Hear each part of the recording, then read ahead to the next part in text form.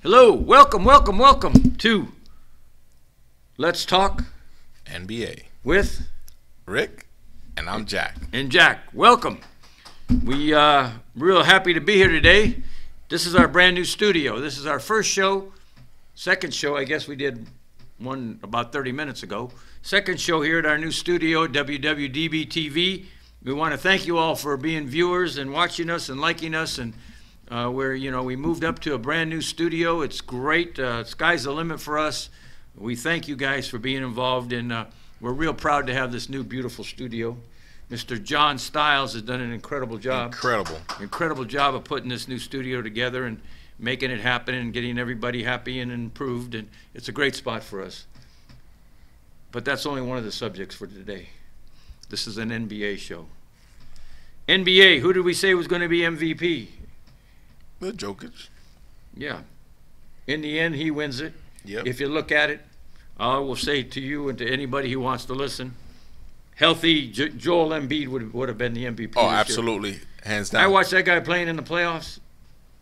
He's a leader, man. He's a fine player. And he's playing with a bad knee, with a slight tear. So, he looked good. And then we had your guy, Tom Thibodeau, Coach of the Year. Been around a long time, knows how to coach. Coach of the Year. As much as I New York Knicks playoff flop of the year. As much as I sorry. I didn't mean to go. As much as I like the win for him and the team, I think it should have went to the Suns coach. What's his name? Monty Williams. Monty Williams. But obviously, they know more than the experts know more than me. So it's funny to me. They have all these awards. Sixth Man of the Year. Of course, Clarkson had a great year. Defensive Player of the Year. I guess Gobert is going to win that. You look at all these awards, and there's two awards that came out this week that meant a lot to me. Sportsmanship Award of the Year and Teammate of the Year.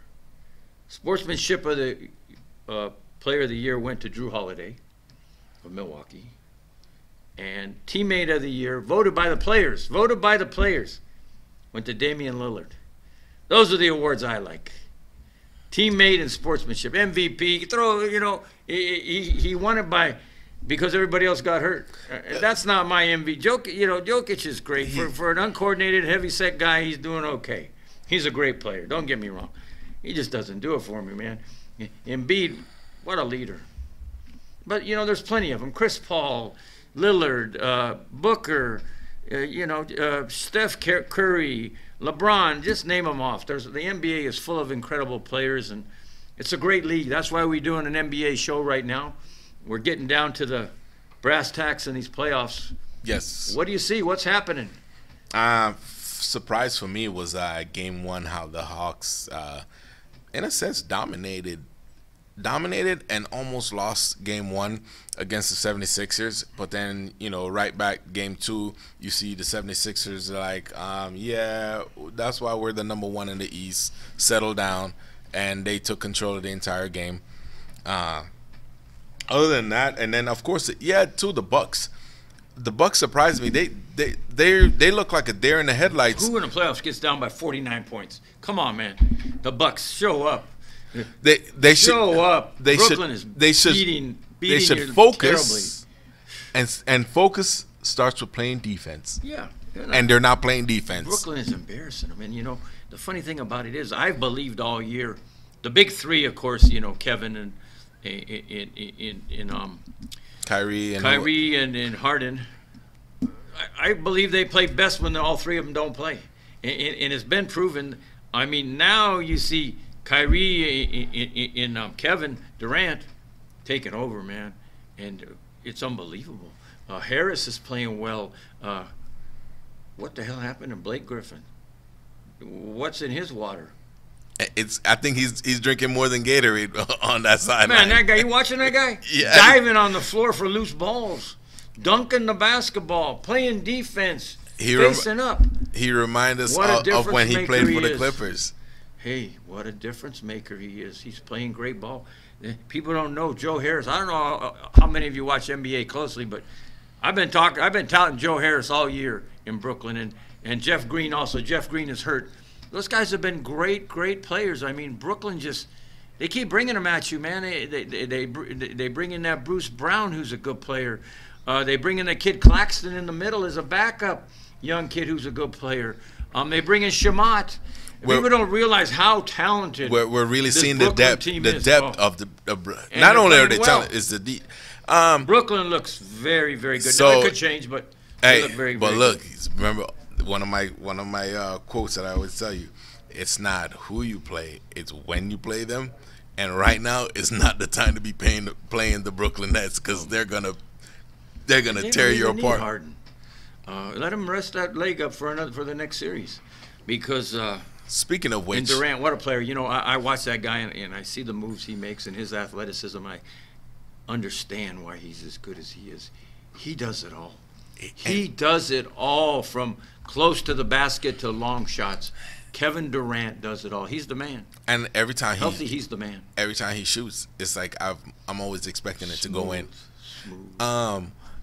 So part of sports and injuries.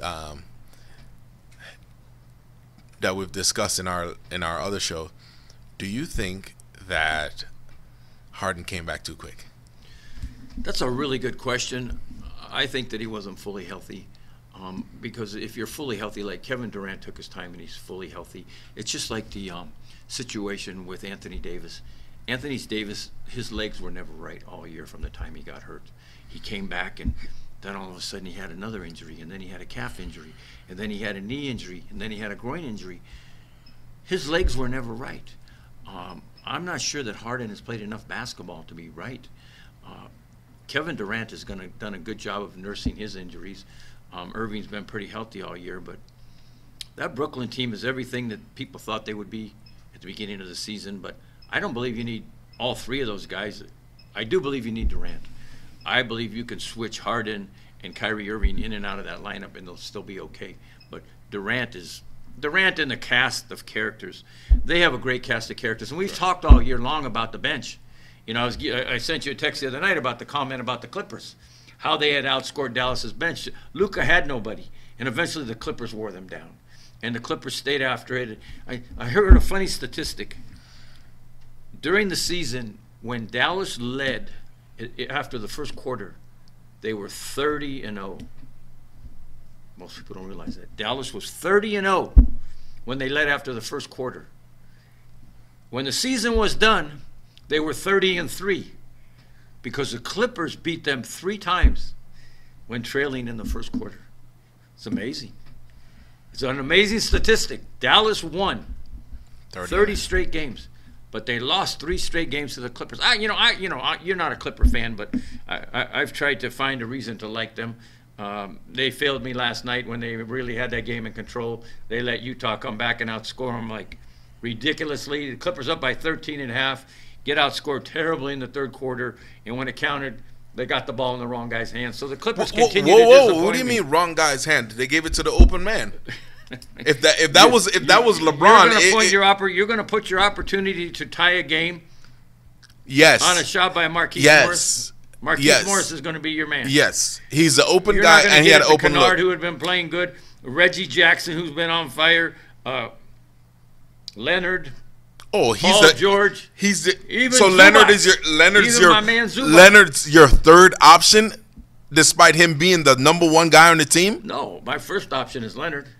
Always. No, but that's who that was your third. Guys. Now you just naming guys. The Clippers are so talented. Hey, playoff P didn't get it first. But I think you talked about the Clippers having no heart. The Clippers were the only team in the playoffs that were down 2-0. They came back and won. The only team in the playoffs. Every other team that was down 2-0 lost. The Clippers came back and won that series. Give them credit. They were the more talented team. What credit am I giving them? Hey, wait a minute. They are the more talented. They were the more talented team. When you got Luka, you got a shot, baby. Okay, Luka and who? Harden, Hardaway, Tim Hardaway Jr. And the mediocre Porzingis? Yeah, come on. You know the Clippers were the better team, so you come in. First of all, they shouldn't have been down by 0-2, and they came back and they played well like they're supposed to play. So you can't give them credit on what they're supposed to do. I got to give them credit because I still. No, you don't give them credit on the stuff they're supposed to do. Utah? No. You think Utah wins that Utah's a better team, and the Utah should win. You think So, and so? I'm not going to give Utah credit for beating them. They're a mediocre team that has talent, but that does not play up to their expectancy. Utah's tough. They're talented. So Utah will win that series. In Conley didn't even play in that game last night. Nope, he was. Who was a big factor for them. But he was He very. got a bad hamstring too. Everybody and in he the was NBA with these and bad he was hamstrings. engaged on the sideline. Of course. Unlike the rest of the Clippers, Man, that feel like they're you out. give the Clippers credit for getting around too. No, And you're going to give them credit when they beat Utah. nope. This is a long series. As you know, these series are long. The Clippers don't play well till they're down. I want to cross over to something else though. I'm getting a lot of conversation about that Philadelphia-Atlanta series. I hear 50% Atlanta's going to win it because they got more players. No, Philadelphia is going to win it. Who's going to win that series? Again, Who do you see winning that series? Is it Trae Young and his cast of guys, or is it going to be Embiid and his cast of guys? so the X factor is Embiid. Right now, he's nursing an injury. If he is out of the lineup, What injury? He scored 39 in the first and 40 in the second game. What injury? He looks pretty damn good out there to me. Okay. He's the best player on the court, by the way, not Trae Young. absolutely, Embiid is the best player on the court. He should have been the MVP. If he wasn't injured during the season, but right now he's got a tear in his knee. If he misses 2 games, both those games, it's gonna go to the Hawks. So he's got to do his best to make sure that he stays in and play. He'll be there. The Hawks will go as far as Embiid goes. If Embiid is there, then guess what? The Hawks don't have a chance. I don't think of course, Embiid. That's like saying if Trae Young doesn't play, Atlanta no. has no chance. So let's just say they're both at full strength as they are right now, pretty much. So I've heard a lot of guys. I watch TNT, ESPN, all these analysts. So many of them say Atlanta will win because they have more talent around them, which I don't know what this Atlanta talent they're talking about. John Collins, a couple other good guys. But to me, Philadelphia, Ben Simmons hasn't even started to play basketball yet. He had 4 points. Harris hasn't played that well. Steph's brother's playing. Seth Curry is playing out of his brains right now. He had a great night. He, Shake Milton, and Embiid were the difference. But I believe the difference in this series is going to be Ben Simmons. If Ben Simmons plays well, and you don't have to count on some of these role players like Milton is not going to have 3 more great games like he had last night, Philadelphia's going to be tough to beat. But where's Ben Simmons? That guy had 4 points last night. So I said to somebody watching the game, like, where's Ben Simmons? He's non-present. That's exactly what I'm saying.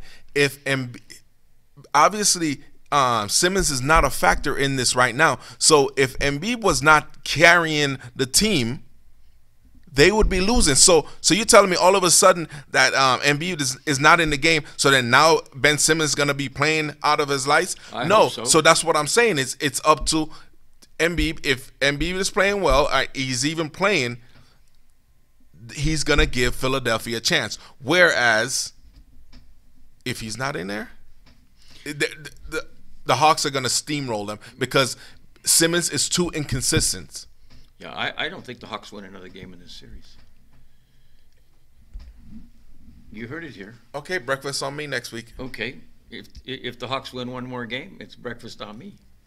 So I don't believe the Hawks will win another game, and I will tell you this: Embiid is going to get his. So he and Trae Young are going to offset each other. They're both going to get theirs. The problem is Philadelphia will control Young more than Atlanta will be able to control, because Capella is not going to control Embiid. Capella with his big mouth and making predictions what they were going to do to the Knicks. He needs to shut up and play basketball because he will not control Embiid. The difference is going to be Harris. I've said that forever. Tobias Harris has got to play better. Simmons has got to play better. Danny Green has got to play better. They're talking about last night the difference was Shake Middleton. I say, well, yeah, he had a good game because those other 3 guys didn't step up. Those other 3 guys sit in. You know what they say to themselves? You're an athlete. You've been an athlete. When you have a bad game, you don't have 2 bad games in a row, did you? I know I didn't. You know why? Because you say to yourself, hey, baby. And I know guys like Simmons, Danny Green, they need to step up now. You know, can Curry continue to play the way he's playing? I don't know. But I will take Philadelphia all day long, and I disagree with so many of those people that are saying Atlanta takes this series. Will I be wrong? Maybe. I doubt it. I watch enough basketball. Barring injuries, I believe Philadelphia is a much better team. So if injuries change everything. The Lakers would be in the playoffs. The Lakers would have beat Phoenix if they didn't have injuries. Anthony Davis is such a game changer. The Lakers should still be in the playoffs, but I'm not going to say the what ifs because injuries happen, sports happen, life happens. So I don't know if Embiid is going to go down in that knees.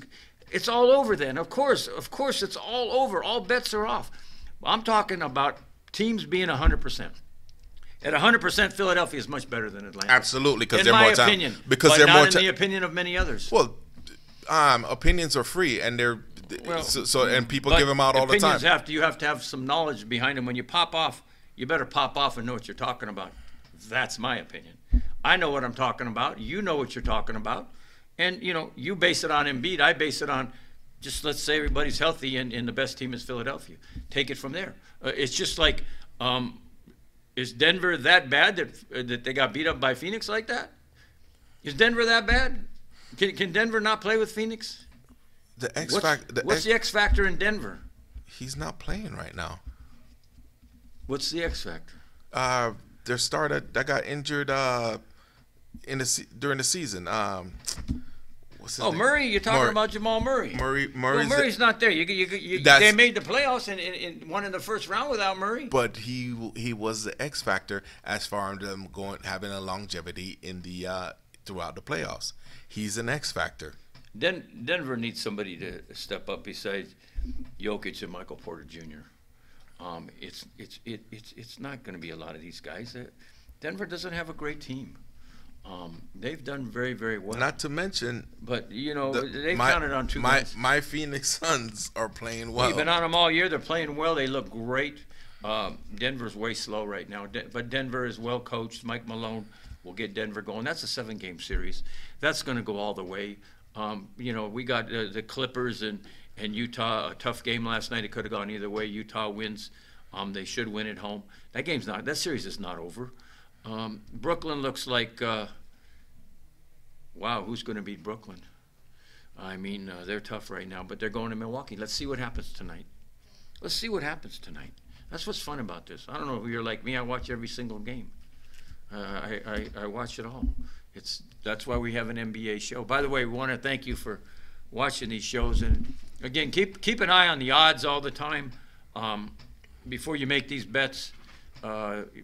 We've been doing really well on our bets during the playoffs and who we think should be winning. And, you know, I stuck with the Clippers and made a few discretionary coins, as you say, on them. But it's fun right now. Brooklyn's been a slam dunk to bet throughout the playoffs. They've been pretty tough, pretty tough. But, I mean, what are you seeing? Who do you see in the finals right now? Is it Phoenix in Brooklyn? Yes, is it Utah in Brooklyn? Is it the Clippers in Brooklyn? Is it Denver in Brooklyn? Or you don't think that Philadelphia can beat Brooklyn at this point? No. If they play each other in the next round? No, they won't. I know Atlanta can't beat Brooklyn. I just hope it's not with Atlanta. that I don't want to see Atlanta. The problem is it's a matter of when. It's not a matter of if. It's a matter of when Embiid's knee is going to get worse. Yeah, I just hope it doesn't. I wish the guy would. Of course, I want to see him get better, but he doesn't. It's not like the regular season where you get, you can miss a week or two for your body to heal. He doesn't have that opportunity right now. Oh, he goes again tomorrow night. Yes. So I just think that knee's going to get worse, and basically, if they do win this series, they're going to be limping into the next series with a well-rested Brooklyn squad ready, and it's going to pounce on them. Well, if Embiid goes down, and it could be the next game, like you say, it's very chancy with an injury like that. We saw with Anthony Davis, he tried to come back in that last game with, the knee bothering him. What happened? The hamstring went. He shouldn't have been playing. He even said it. The knee was not good. It was hyperextended. Needed more time off. Didn't take it, and the groin goes. So what's going to happen with Embiid? We saw the same thing a few years ago with Kevin Durant. Favor in different areas. He ends up tearing his Achilles. But I hope Embiid can stand up and last, because I would really like to see Brooklyn and Philadelphia go at it. Milwaukee, they're just a mushy team to me. I just don't see it. I don't see the heart. Giannis, Zero. Giannis, I just don't see the heart there. They're in the headlight. Like And this they is how got they're three playing great out there. players there.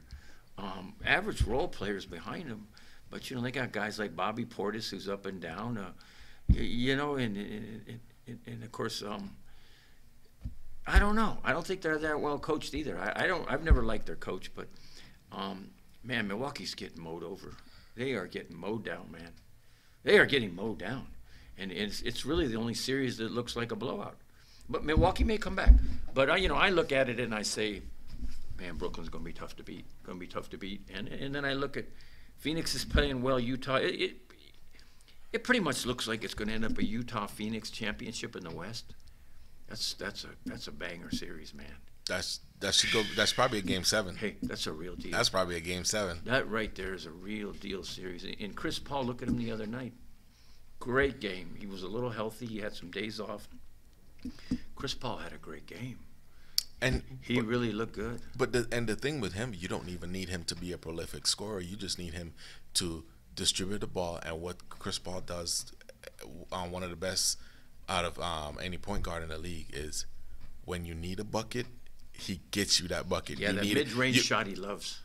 When you need a stop, he gets a stop too. Yeah, Chris is just his age. What a heart. Yeah, what a leader. Like Charles Barkley says, he's the best leader in the NBA. The number one leader on any team is Chris Paul. And that's why I thought he should have been MVP. And give him his props. He's great. He had a lot of injuries though. He missed a lot of games. Jokic was the guy that stayed the course, didn't miss ball games, and he won it because of other guys had injuries. Again, and he carried the team on his back. Well, not to he mention, did. He's a great player. He's really is a great player. It'll be fun down the next couple of weeks. It'll be a lot of fun throughout the month of June. We'll see what happens. We'll see if somebody steps up and things change and surprises us like they're doing in hockey. What's going on with the coaching change? A bunch of coaches out.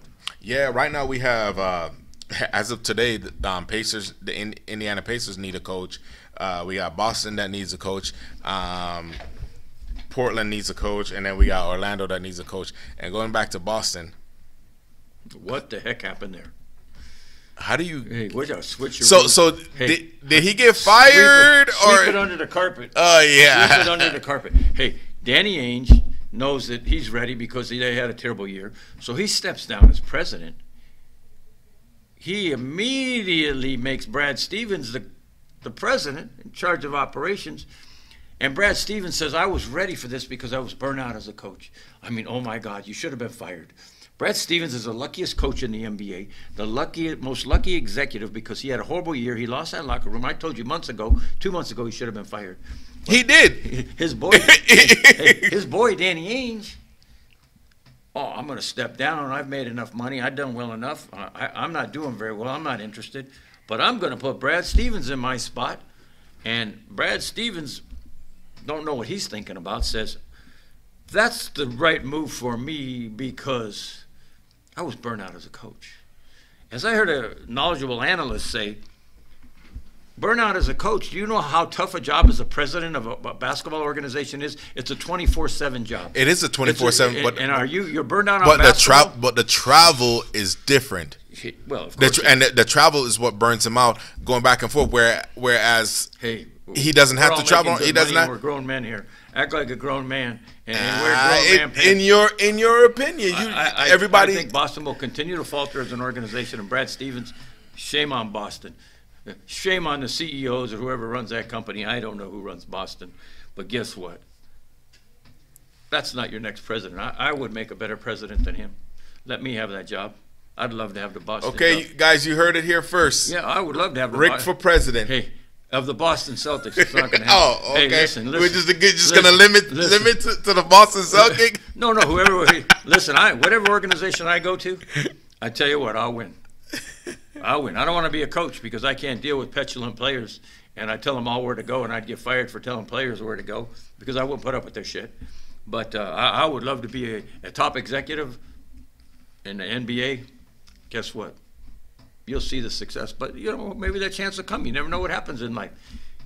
Anybody out there want to hire me? Bring me in. Lakers, whoever. I'm ready. So he'll probably... Hey, where the rubber meets the road. So do you Talk think the talk, walk the walk. do you think he'll have be a success like say a Pat Riley with transition? No, Granted, I do not. Pat Riley was a winning NBA Basketball coach yeah.